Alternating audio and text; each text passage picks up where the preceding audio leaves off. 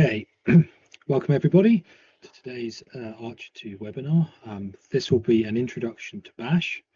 It's a tool that's quite is basically required in order to interact with the service, and we thought it'd be good to go through an overview of some of the commands and how you interact with it in order to better educate our user base.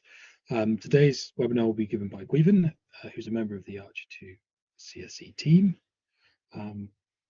We will have some time for questions at the end, and I will now just hand over to Guivan to start the presentation. Thanks very much, James. So yes, hello everyone, and welcome to this webinar on Bash. As James said, my name is Guivan, and I'm part of the ARCHER2 CSE team here at EPCC.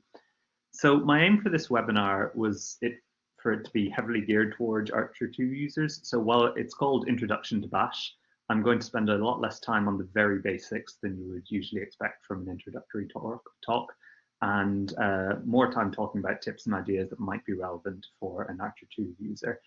Having said that, if I skip past anything that anyone feels needs more explanation, feel free to ask questions in chat.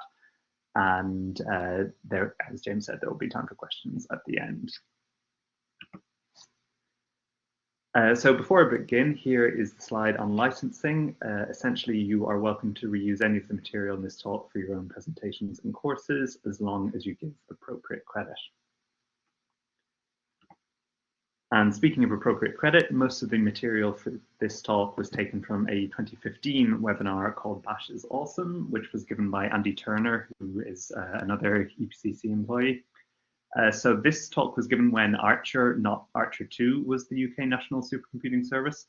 So some aspects are no longer relevant, but the majority of it is still useful. So the whole talk is available on YouTube, and it has a bit of a discussion session afterwards as well. So if you think that sounds interesting, feel free to go and have a look at it. So here's a general outline of the talk. Today, I'll be spending a little bit of time on the very basics and then working my way through some useful features. And along the way, we'll also take a look at some larger examples showing how some of these features might be used in context. So why is Bash scripting useful? So first of all, if you've ever submitted a job script on ARCHER2, you have been using a shell script. And that shell script has almost certainly been a Bash script. So having some familiarity with Bash is useful for writing better job scripts yourself. Bash scripting is also useful for file manipulation and automation. These are things that become more and more necessary the larger the volume of data that you're working with is. So for example, if you are regularly running jobs that generate thousands of files, Bash can be used to automatically process the output files, move them to wherever you're storing your data, and then set your environment up ready for the next job. Okay, so this is the first slide on the basics. So first of all, we have variable assignment. This is fairly straightforward. So you have my var is the name that we want to assign something to, and then an equal sign, and then whatever we want to assign on the right of the equals sign. This is a bit different from things like Python. You cannot put spaces on either side of the equal sign. The syntax just doesn't support it. If your variable contains a space, then you need to put quotes around it. As we can see in this example for the hello world, you need to put quotes or inverted commas around the string. And in this second example with my number equals 7, there are no spaces, so we can just do it like that with no quotes. Variables are also not typed in Bash, so we don't need to do any sort of type declaration. You just use them as is. I can also see, apologies, I probably should have tested this beforehand, but those E's with the accents on them on my computer looks like arrows. And there'll be quite a few of those on the upcoming slides. So wherever you see one of those, try to imagine an arrow. Okay, so referring to variables. If we've already set the variable myvar, then we can refer to it using this dollar syntax. So echo is a command that just prints on the screen the input it's given. So if we write echo $myvar, then we'll get hello world back like we assigned earlier. We can also refer to variables within quotes like this. So if we see in the example here, we have echo myvar is $myvar. Since we've got that in quotes, it will expand that myvar to the value we gave it earlier. So we'll get out myvar is hello world. However, if we use single quotes inverted commas instead of double quotes, then we can see that if we echo it, we don't get the variable expanded, and the echo command interprets it literally as just $myvar. So the output from that will be myvar is myvar. And lastly, we can capture command output using this syntax where we have the dollar and then parentheses around it. So this allows us to set a variable equal to the output of a command. So inside these parentheses, we have the echo myvar is $myvar command we had earlier. So we can set result equal to the output of that. And then if we echo result, then we get myvar is hello world, because that's what it's been set to.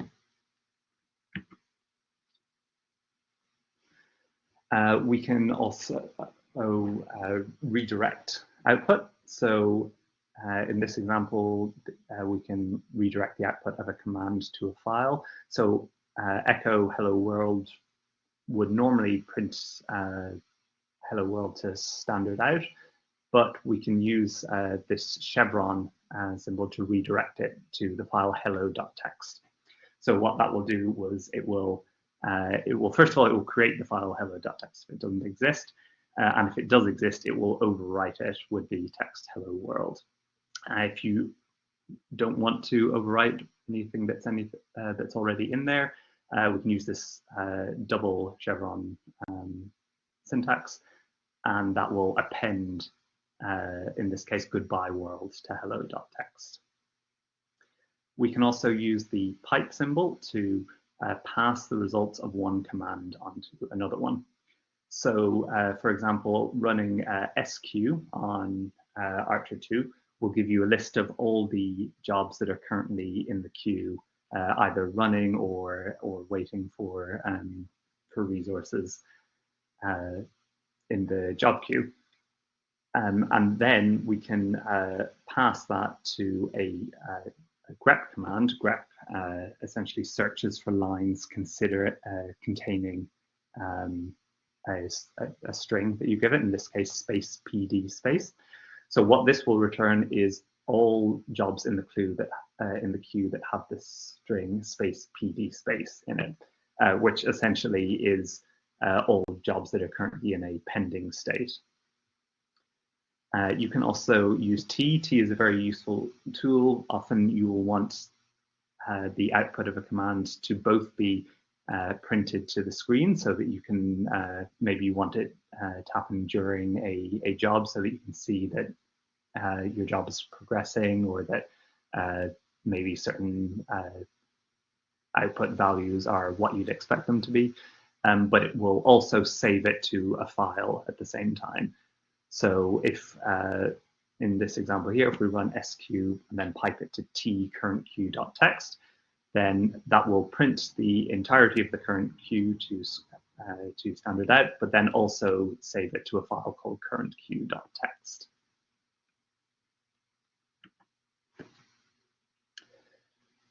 So Bash has built-in integer arithmetic. So the syntax for this is maybe slightly awkward, but it's this $sign with the double parentheses around it. So as you can see, it does integer arithmetic pretty much like you'd expect. We can set min of 5 equal to 6 times 7, and then if we echo meaning of life, we get back 42, as you'd expect.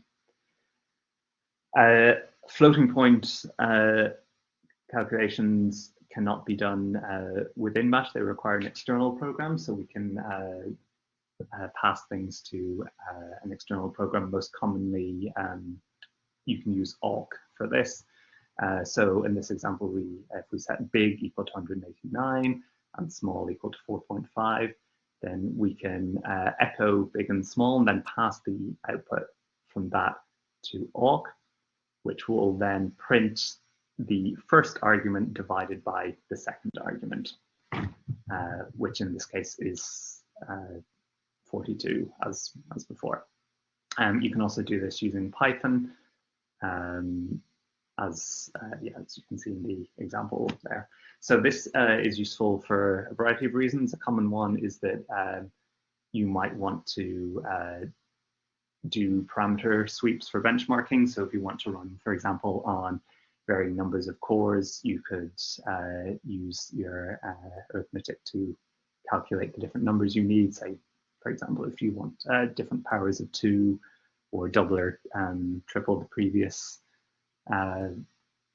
job, then you can use this in your shell script to automatically generate the numbers of cores that will be run on. And also similarly within the submission script, you could use it to select the resources, the number of nodes and cores that you're requesting from Slurm. We can also search and replace within strings. So this is an example. Often you will have input files, and you might want to say create a matching output file for each one. So if we see here, we set in file equal to myjob.in, and we can use this curly bracket syntax again with the $sign to do a search and replace. So the first argument is the text that we want to search. The second one is the substring that we want to search for. So in this case, we want to replace .in with .out. And then, yes, the third argument is the replacement you want to make. So if we replace .in with .out in file, and we echo out file, we get myjob.out. So this syntax only replaces the first match that it finds within a string. If you want to do all matches, you need a double slash here before the substring that you want to find. And you can also find matches that only occur at the start of the string or at the end of the string using this hash and percentage notation.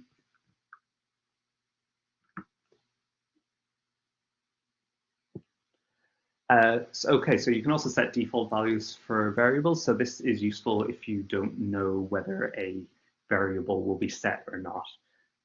So for example, you might be iterating over a bunch of separate jobs in a script, and maybe a variable will be set for once the first job has finished, but will be unset before that. So here, if we have initial file, which is set to an empty string, so that's unset, and we set in file equal to, and then we have again the dollars with the curly brackets, but in this we have the colon and the dash. So that what that syntax is telling it to do is saying set it equal to initial file, but if initial file is unset, which it is in this case, use job1 instead. And we see if we get we look at the output from echo in file, we get job1.in. But then if we set initial file, in this case to big job1, and we run the exact same command again, now when we echo in file, we get, apologies, that's a typo, but that should say big job1 .in.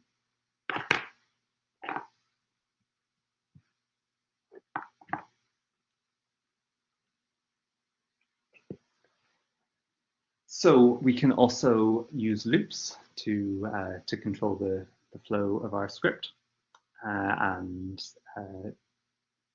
in this case, we can set list equal to, so ls is a command that shows all files and directories in the current directory.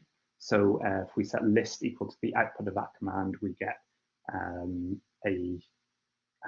array of all the files and directories in the current directory.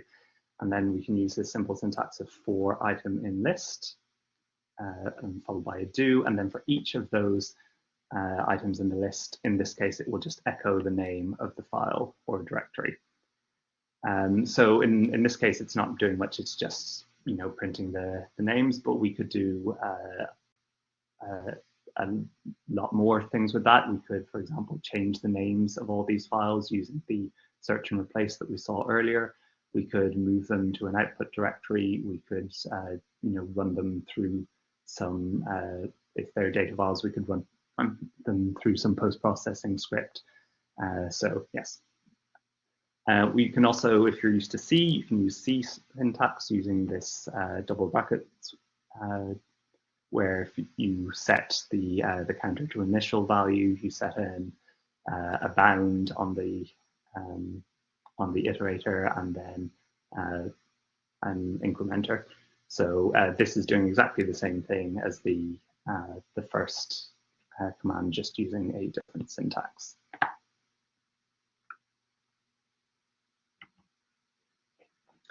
So here's an example of some of the things we've seen so far for running a benchmarking script. So this will be for running a VASP program, and let's say we want to run it at a number of different core counts in order to see how it performs on each of those. So we load the VASP module. Here we set a size list equal to the different core counts that we want to run on. So this, as I mentioned before, in this case, we just write this list out manually, but you could also do it using the integer arithmetic that we saw earlier. And then we've got a results file called runtimes.dat. And then this for loop runs over every size in the size list, so 24, 48, 96, all the way up to 768. It removes this file wavecar, so that is a file that is produced by each time VASP is run. So it removes the one from the last run, so ready for the new one. Then this srun command is just launches the VASP job with n tasks equal to the size that we selected from the list above. And then the output of that is sent to a file called size.standardout. So the first one will be called 24.standardout. So we have separate output files for each run so that they don't overwrite each other. Then this grep command searches for the phrase elapsed in outcar, which again is an output file produced by VASP. And runtime, so this will essentially set the variable runtime equal to the line on which elapsed appears in the output file. And if you've used VASP, you'll know that this will, the reason we want to do this is because this line will say time elapsed on it, and it will have the length of the run. And then we can echo size and runtime to our results file. So again, using the double chevron to append it to the file instead of overwriting it. So then we essentially, after all these jobs are done, we'll have a file which tells us the how long each job ran and also how many cores were used for that job. And then lastly, we move the outcar to, this is essentially renaming the file. It will rename it outcar.size instead of just outcar again, so that it won't get overwritten by the next job.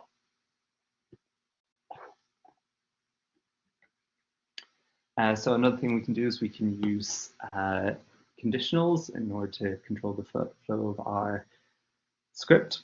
So this uses a fairly standard if, else syntax, which you might be familiar with in many other languages.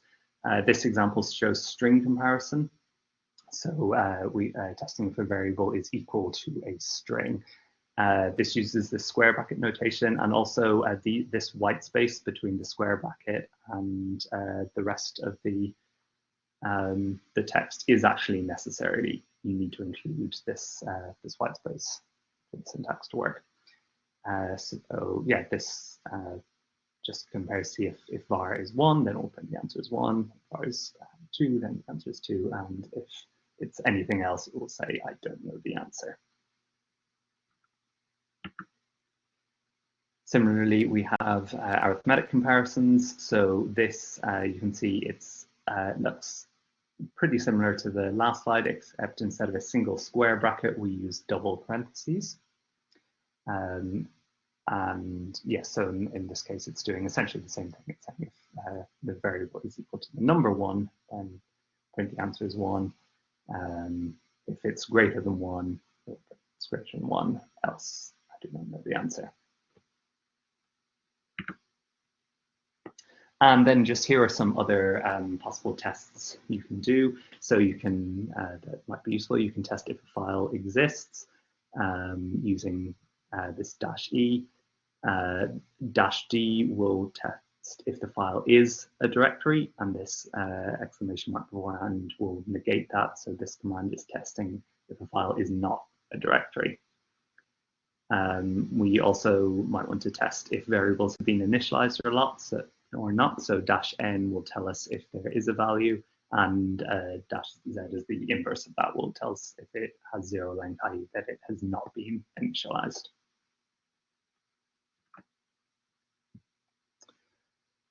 Okay, arrays. So arrays, they're possibly not used a huge amount, but they can be very useful in Bash.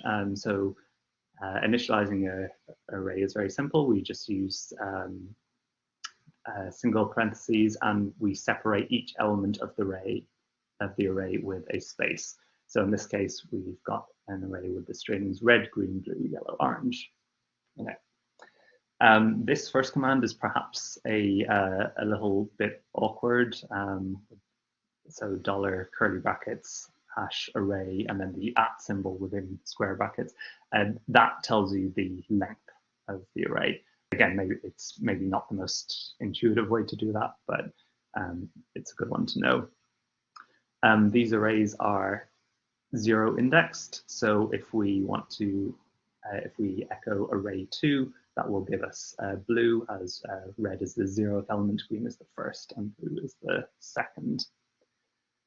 We can also append to arrays. So this, so orange would be array 4. So we can set array 5 equal to pink, and that will add pink onto the end of our array.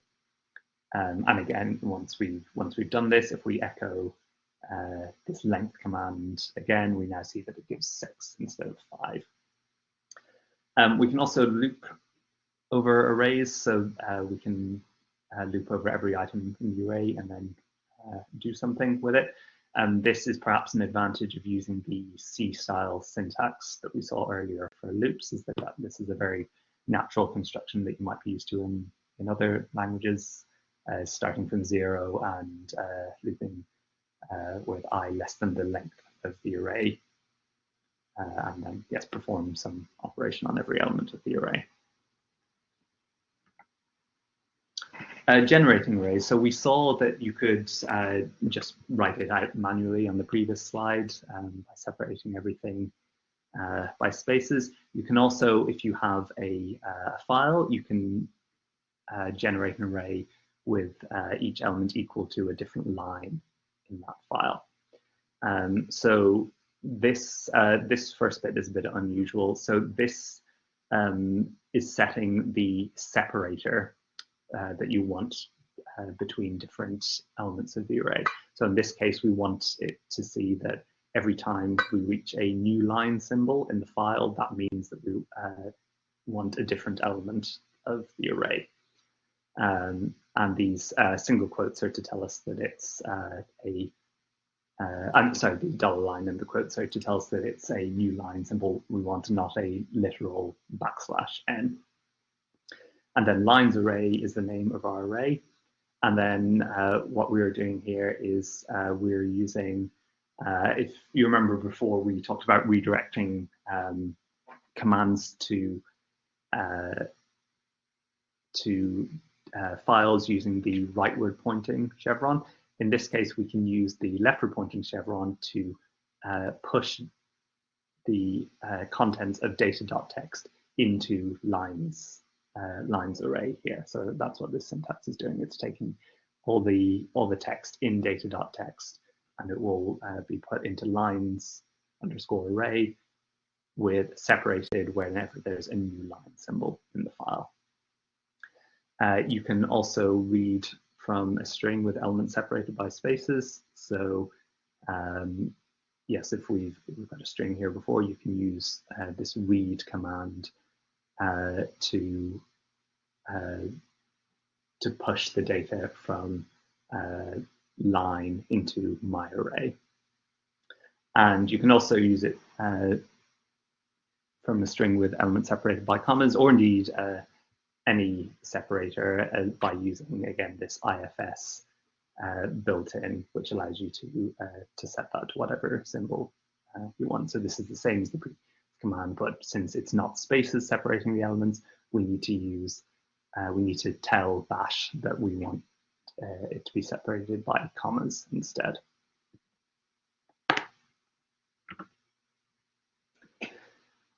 This is an interesting one. You can also print using C syntax if that's something you're used to. It gives you a bit of control of the formatting of the printing. So, for example, we can set pi equal to 3.14, etc. And we can use the C style percentage to F to tell it to restrict that to only 2 decimal places. So for the printf pi is, and then we have the pi variable we set before, then it will print out pi is 3.14.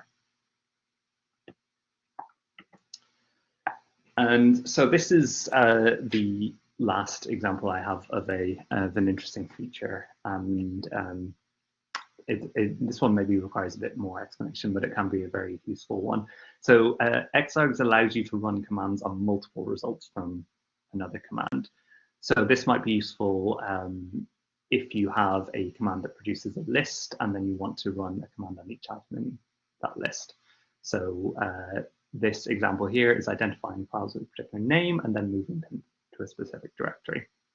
So this command I think I'll go through bit by bit, just because it's maybe a little complex at first. So find is simply searching within the dot, meaning the current directory. We're searching for files with the name matching the pattern something.res. So this will find all files with that, essentially with a .res extension. The dash type F is telling us to only look for files, not directories. And then we want to print the output of that find followed by ASCII null. So this is essentially, the ASCII null part is essentially something useful for xargs so that it can separate the results of that command. So then, as I said, we want to move them to a specific directory. So xargs will take the list of files produced by the first half of the command. The -0 is, yes, just dealing correctly with spaces in file names. So normally you don't want to have spaces in your file names, but this -0 ensures that if you do, then it will deal with them correctly. The -I is an argument indicator, so that's telling us what essentially variable name should we refer to the results of the previous command as. So in this case, we've chosen this double curly bracket. And then once it knows that, it is going to move every item in the list it received, represented by curly brackets, into this directory results files. So this is really useful for file manipulation and data management because it allows you to do these with one command. It can allow you to do it can allow you to process a bunch of files using just one command. And so just to finish up, we've got an example of how a lot of these things can be used in something practical. So this is a parameter sweep script. So say, for example, you have got a you want to run jobs with, say, different parameters or different names or different numbers of cores. Then one way of doing this is you can set up an example file with a list of the jobs names and the number of cores that you want to use them for. In this example, what we want to do is we want to set up the directories calc1, calc2, and calc3 ahead of time and have those ready with the input files that you would need for each job. So you could do this manually, or you could have your script also generate those on the fly. And then once we have that, going back, if we call this file joblist.txt, we can use this script to essentially iterate over every item in that list. So I'll go through this line by line. So again, this is a VASP job, and we set this variable joblist equal to joblist.txt. That's just the name of the file. Then res file is again our output file that everything is going to be printed to. We set root directory equal to the output of pwd, which simply prints the working directory. So that's where we're currently located. And then we create this job array. So this, if you remember how the syntax for generating an array from a file worked, this is going to take everything from our job list file and put it into an array called job array. Then we are iterating over job array, and we are creating a new array for each item in that text file. So if you recall, we had, in this example, we had the name calc1 and then the number of cores that it wanted to run on. So this array tokens will have as its first element the name of the job, and then as its second element the name of the number of cores we need to use. Then we change directory to the directory represented by token 0. So that's the first element of tokens, which we, as we said before, we set to the name of the job. We can then run that job with ntask equal to the second element of tokens, which, as we said before, is the number of cores we want to run on. We run our job, and we pipe the output to a file called job, essentially the name of the file that we selected earlier, .standardout. And then this ampersand means that it will carry on to the next item in the loop before stopping it. It will run all these jobs in parallel rather than sequentially. Then we can just wait until all those jobs are done. And we can then again, we can go through each item in job array again. We can essentially do the same command as before, where we have these tokens which have the name and the number of cores. We again change into the relevant directory. And now we look in our outcar file, which we're trying to search for some data in it. So in this case, we're searching for the energy, and we're using this, we're searching for free space E, which is will match up with a line in the output file that will have the the final energy in our simulation. We can read that, then read that line into a new array called toten, standing for total energy, where each element of that line, separated by a space, will have a different will be a different element in total energy. And then finally, we're printing using our C-style print formatting up to 7 decimal places. We're printing the name of the job, so that's token 0 again, followed by the 5th element of this total energy array that we collected. So that's where we know that the total energy will be the 5th item in that line, and we append that to a results file. So essentially what this will do is we'll go through all the different configurations we set up. It will wait until they're all done. It will scan the output file for the energy result, and then it will print all those results plus the label of the job to a results file. Okay, so that was the last example I have. So in summary, bash scripting is powerful and useful. It has a lot of different use cases, and hopefully I've shown you some today that might be of use to you.